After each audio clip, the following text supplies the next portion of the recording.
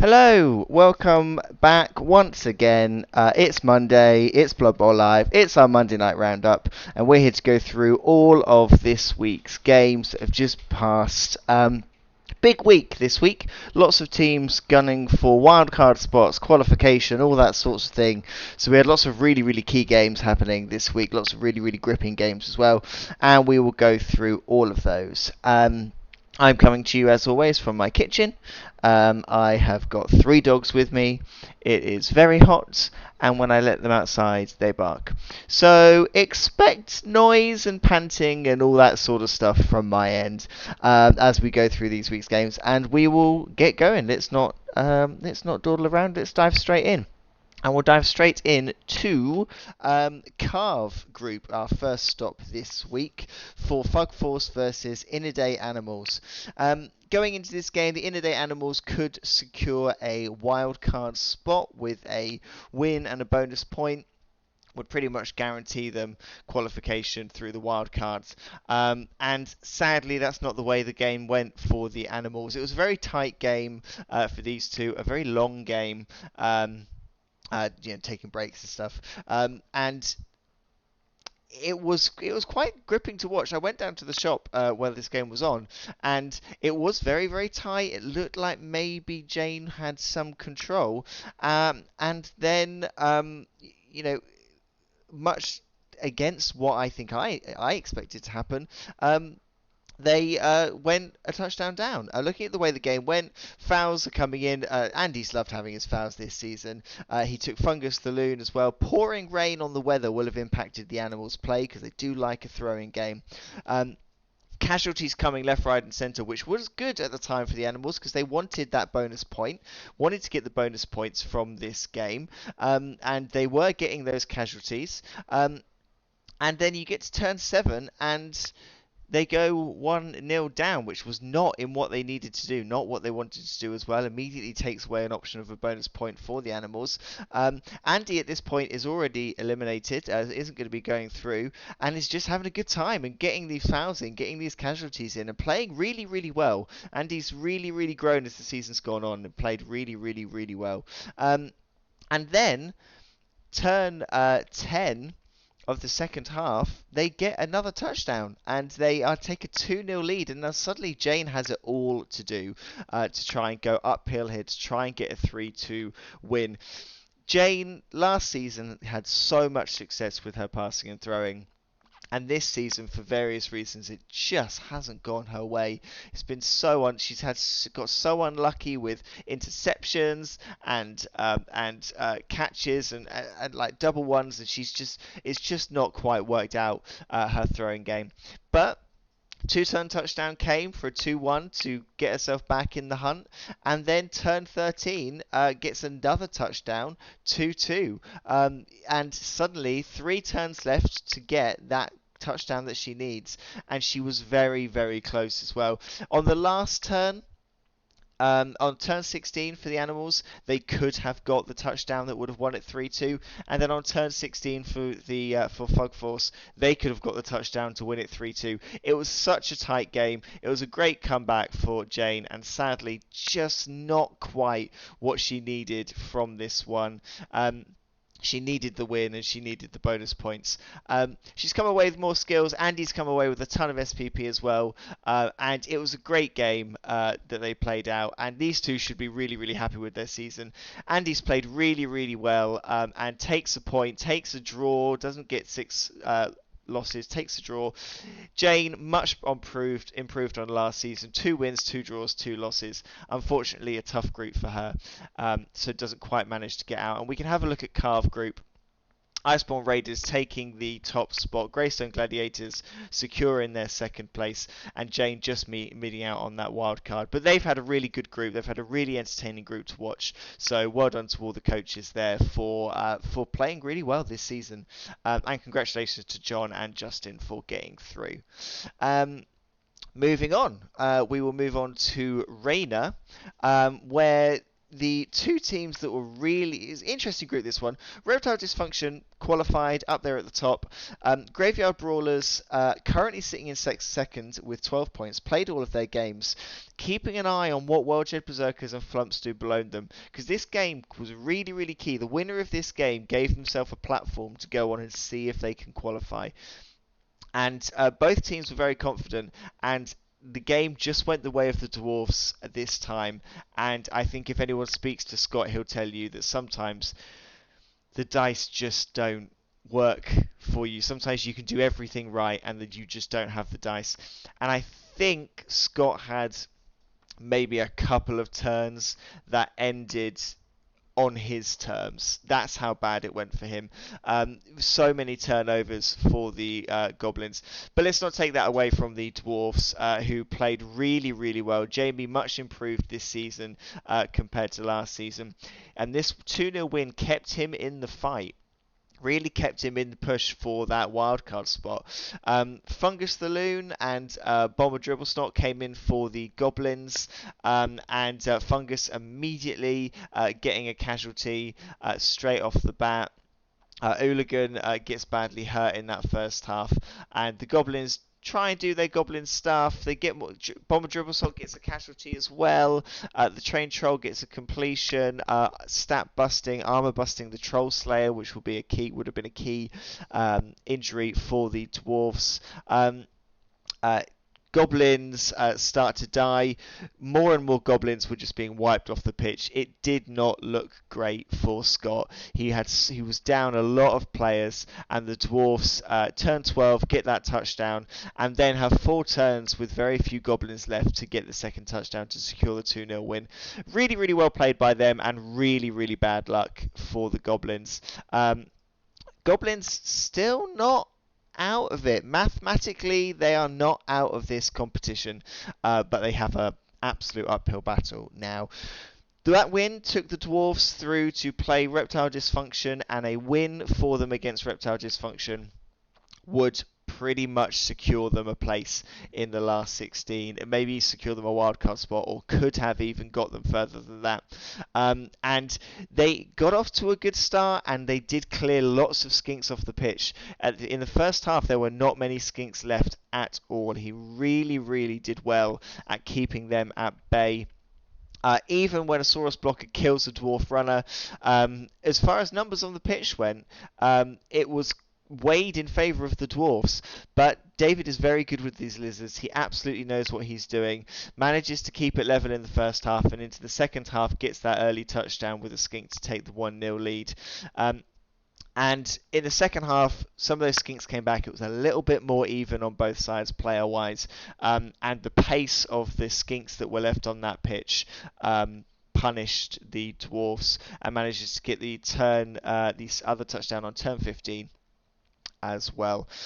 So it was turn 16 actually, last turn touchdown for the Lizards. Which sadly did mean that we lost Jamie. We lost another coach, Jamie, out for the season, and his season's been so much better this year than it was. Like, he had a rotten season last year. This season, he's got all his games in. He's played really well. He's got a really good result there against the Goblins. He's got way more points, and he's really built this team up. Ballsy move to take the Death Roller from the start, and yeah, it's been great to watch, and he's really put up a fight in this group. So unlucky Jamie for not quite making it through to playoffs this season. Hope to see him again next season, and well done to David. He was already secured a top 2 position before this game. He secures himself top of the group, and he's got 1 game left against the Flumps in order to try and get through to the next round. Looking at the table, he's guaranteed that top spot. Flumps, if Flumps were to get it's quite a big ask. Let's say as it's quite a big ask. They would need a 5-0 win, and also to get a few casualties to get through. It's mathematically possible, but whether they can do it, I don't know. A win for David in that last game will push him up and give him an easier draw in the last 16. So it's going to be very interesting to see how that shapes up. I think David's probably got it, but Scott's not going to go down without a fight. I reckon he's going to take a bunch. He's got to have loads of inducements. He's going to take a bunch of fanatics, and we'll see how he gets on. Well done to everyone in that group. Again, it's been a great one to watch. It's been tighter than maybe it looked like for that second space that it would have been after the first game. So, they've kept it tight, which is great. Moving on to Heldman. We had 3 games in Heldman this week, the final 3 games for this group, all involving the Bleakshore Ravens, who had a rotten start to the season. Last season, they were absolutely fantastic, really, really competitive in their group, and got knocked out in the last 16 by Rich, who went on to win it in a very, very tight game where the weather was against them. And this season, the first 3 games, they just couldn't. It just wasn't working for them. It was really unfortunate. 3 losses from 3, and they got their last 3 games in, all in this week, and they could have still got they could have got an automatic qualification space. It was still there for them, but they did need 3 big wins. First game was against the Angry Aardvarkians, who had already secured qualification, and James has built a very, very good team over the last couple of seasons. He has got a very strong team here, and James is one of our. I'm terrified to play. I've never played James, and the idea of it scares me to my very core. And part of the reason is him and his brother clearly are both gunning for that most fouls, and just look at this for a tour play record. Turn 1, foul, badly hurt. Turn 2, foul. Turn 3, foul, niggling injury. Turn 4, foul, foul, foul, foul. Every single turn in the first half, and then ending it with a touchdown. Absolutely out for blood. Absolutely out for blood. And just in this game alone, he's shot himself to the top of the fouls. We'll have a look at that in a bit. Elves getting a completion just to farm some SPP. More fouls coming in for Harry Slownose in the second half. Catcher gets passing ability stat busted. As far as the stat bust goes, probably not too bad. And then foul, badly hurting a blitzer, foul, and then Twansea Pat gets a touchdown at the very end to secure the 2-0 win. I mean, James is just on fire in this game, and it wasn't the start to this run of 3 games that Mitch would have wanted, but even the 2-0 loss after this game didn't mean he was out of it, and he went into the game against the Boneyard Blitzers. Last game for the Boneyard Blitzers, and both of them needed 6 points, really. Mitch could have got away with 5 if you got 5 points from this, but he needed 2 bonus points. Tom needed 3. And I guess, sadly for the pair of them, they delivered an entertaining, close game. Journeyman taken on one side, very sunny on the weather. Again, that impacts the throwing game, which is not going to be ideal for the Elves. But they still get a completion early on. Fouls coming in. The Boneyard Blitzers really went for their fouls. And an early touchdown for the Ravens, taking the 1-0 lead early on. Exactly what they needed to do. Taking a 2-0 lead after turn 5. Again, exactly what they needed to do. The only thing that they were missing from this game was the casualties. Casualties just weren't coming to either team, and they needed the bonus points. Fouls coming in for the Boneyard Blitzers, lots of fouling happening, and the fouls not working for them either. Foul sent off, foul sent off, foul sent off, foul sent off. It just wasn't going the way that they wanted it to. And they got a touchdown to make the game 2-1 on turn 14. And actually, they could have got a touchdown earlier. The ball was in the right place, and the Elves defended really well to prevent them getting a touchdown in the first half.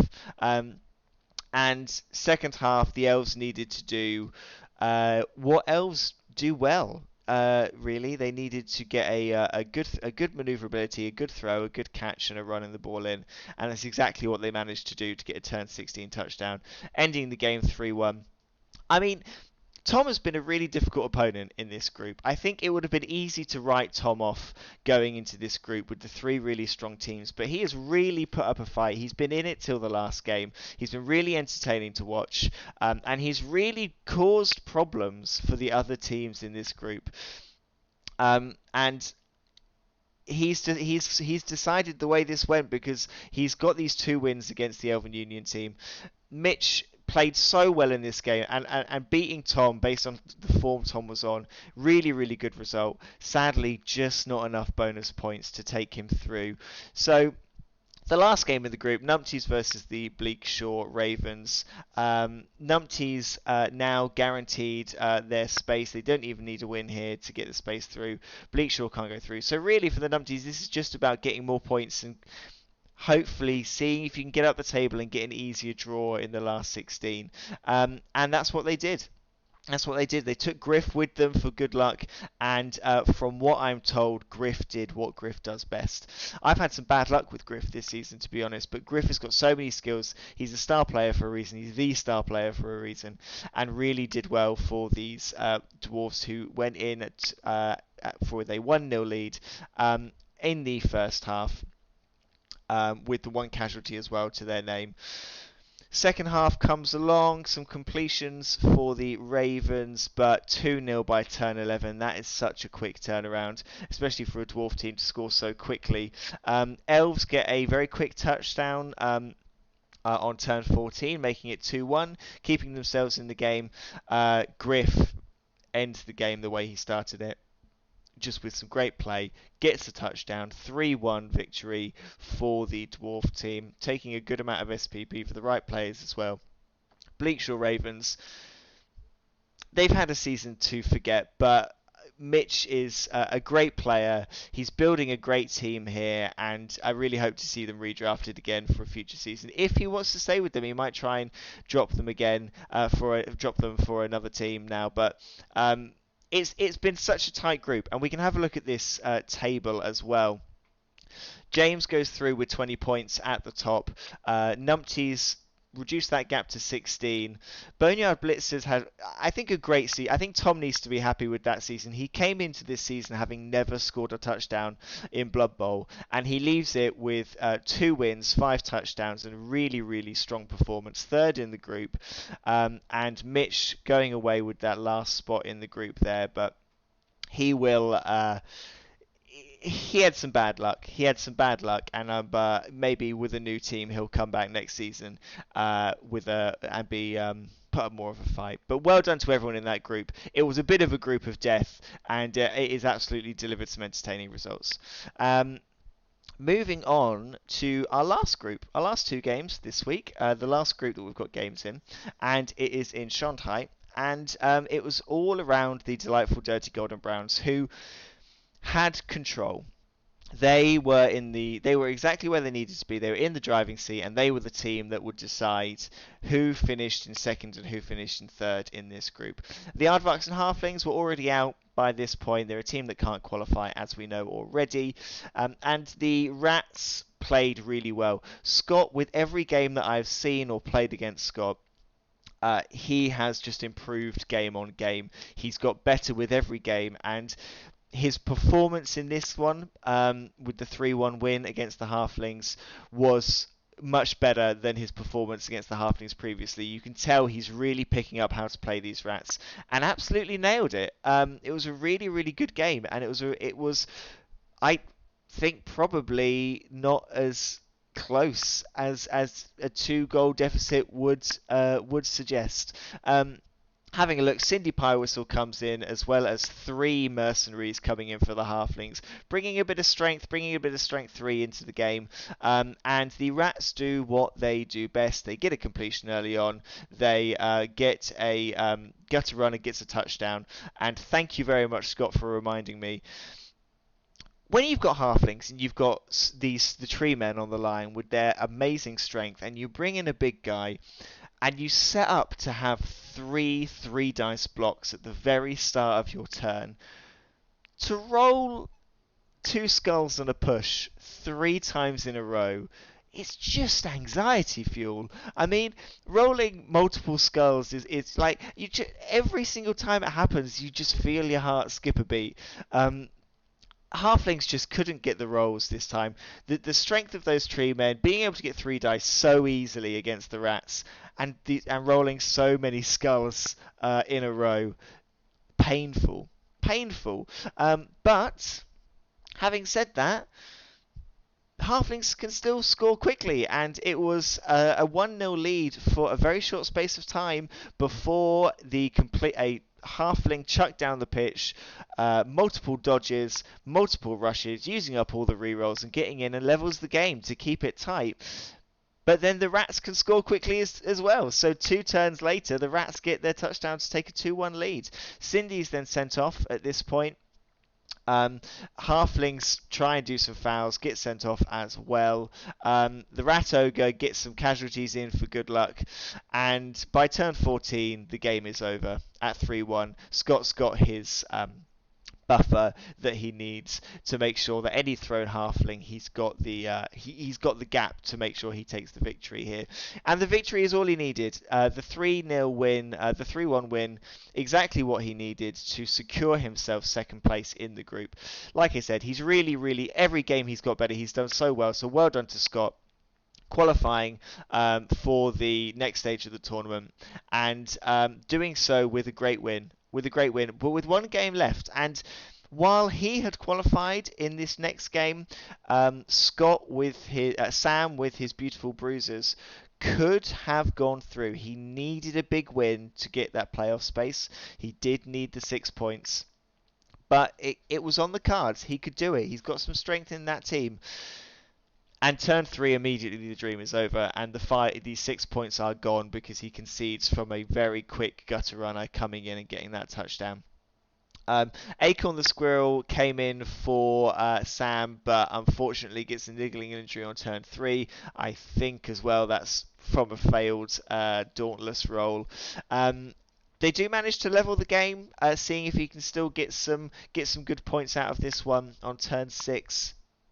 Rat Ogre gets some more casualties, and by turn 12 we are at a 2-1 win, and by turn 13 we are at a 3-1. Sam has also improved a lot, and I think he's just faced some really tough opponents. Rats are so tricky to contain.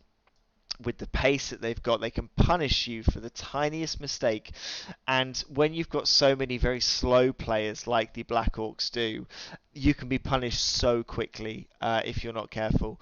And he was punished, and by the end of the game, 4-1 victory, 3 casualties as well, so takes a big chunk of points.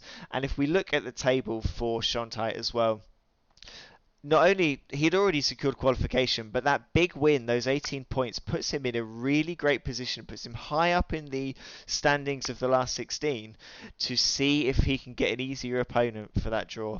Sadly, that was the end of Sam's season. It's his first season of Blood Bowl. He goes away from it with a win under his belt, which not everyone does. So well done to Sam. He's really put up a fight. In this group, he's had a tough group, to be fair. He's been against sort of wily, sneaky opponents, and a very strong Nurgle team. Maybe in another group he would have fared better. It has been a tough one, but well done to Sam for a hard-fought season, if nothing else. And well done to Scott, sitting pretty at the top on 24 points. A really good record for him as well. So let's look at all the tables, because we only have 3 games left. And we might not even get all them in. We've got 3 games this week if we get them in. Riotous Rams comfortably qualify at the top there. Makua Hui.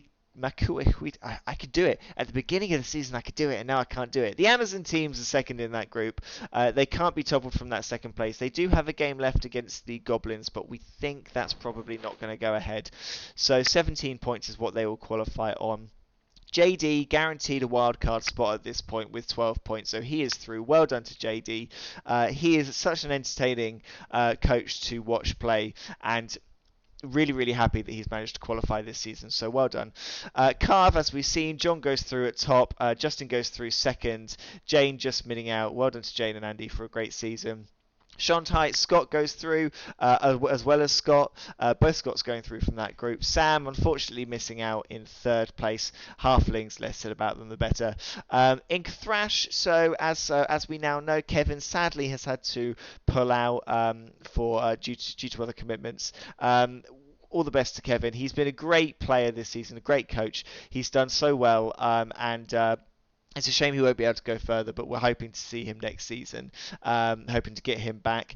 Him dropping out does mean Scale Marys go through as top of that group, and the Evolutionaries get an automatic qualification spot. Third on 11. It may have been enough for a wild card, but he's going through automatically, which is good for Reyes' group because at the moment, Robert comfortably going through at the top. He does have a game left against the Bear Elves. Vincent Vergeisbaron going through a second, and at the moment, Simon sits in that third wild card spot.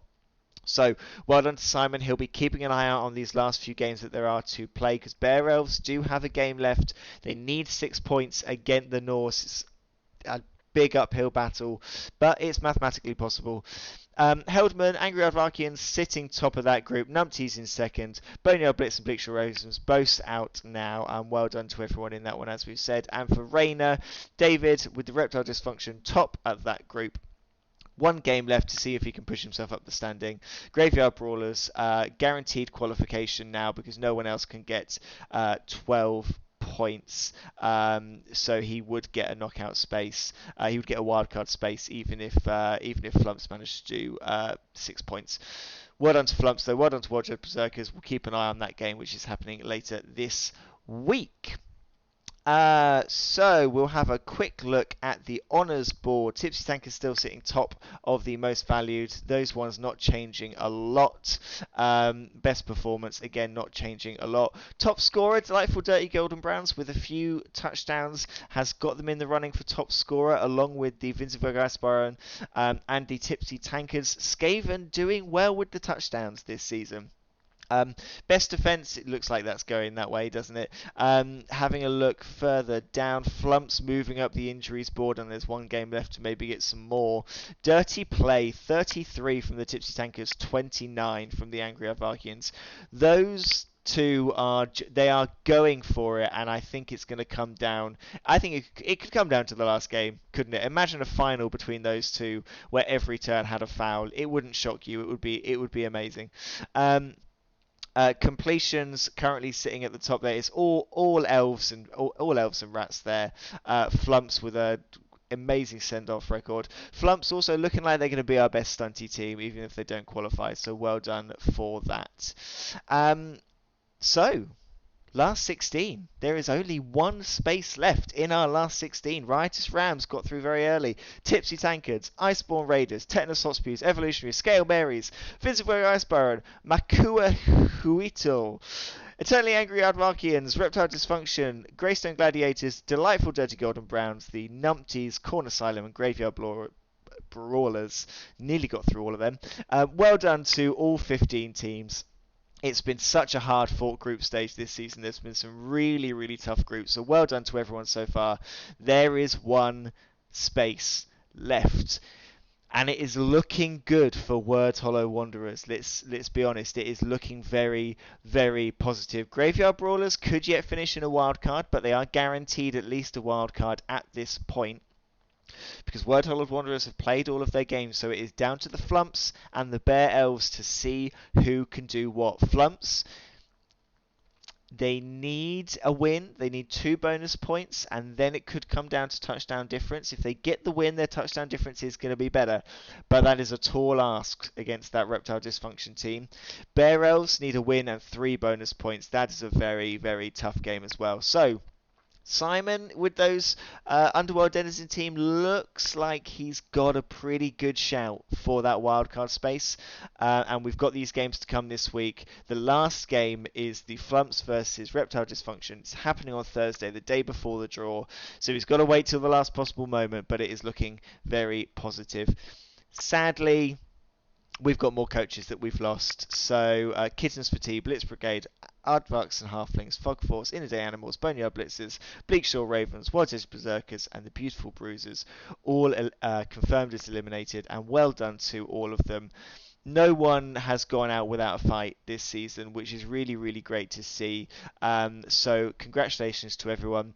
Congratulations to Blitz Brigade. I need to confirm it, but it looks like because the Bleakshore Ravens did okay in their last 3 games, they're guaranteed a wooden spoon. if it were me and I were eliminated in the group stage, I feel like I'd want to go out with the spoon. It might just be me. So possibly congratulations, possibly not to the Blitz Brigade. I'll let you decide on that. All of those coaches who are eliminated, remember the King of the Streets. The ladder is all ready to go. We've got a group chat ready to add you in. If you are eliminated, please make yourself known. Tell someone you want to be in the King of the Streets Gutter Bowl ladder. We will add you in and you can start playing games. The later you are added to the ladder, the more wins you need to climb yourself to the top. So make yourself known as soon as you can. And that's it for this week. That's all of our games this week. Thank you everyone who has joined us. Thank you anyone who is watching this afterwards. It will be available on Twitch for a little while and then it will be on the YouTube channel for all of time, I assume. This week we're not going to have a streamed game this week. What we are going to have though, I'll confirm the exact time, but midday on Friday we will be live streaming the draw for the last 16. We think we know how the draw works. We think best performers play worst performers, and that is performers not finishing positions. So just because you finished second, you may be a worse performer than someone who finishes third. So we think it is best performers play worse performers. And we think as well group stage clashes will be avoided. So start to speculate as to who you may be playing. I've got an idea of who I'm playing and I'm terrified. But we won't know until Friday. We'll be streaming that live, so tune us for that. See who your opponent will be. And then we will be back for the roundup next Monday, and we will be looking at the last 16. We will have big games coming and we will try and bring you as many of those as we can live on the channel. So thanks for watching. We will catch you again later in the week.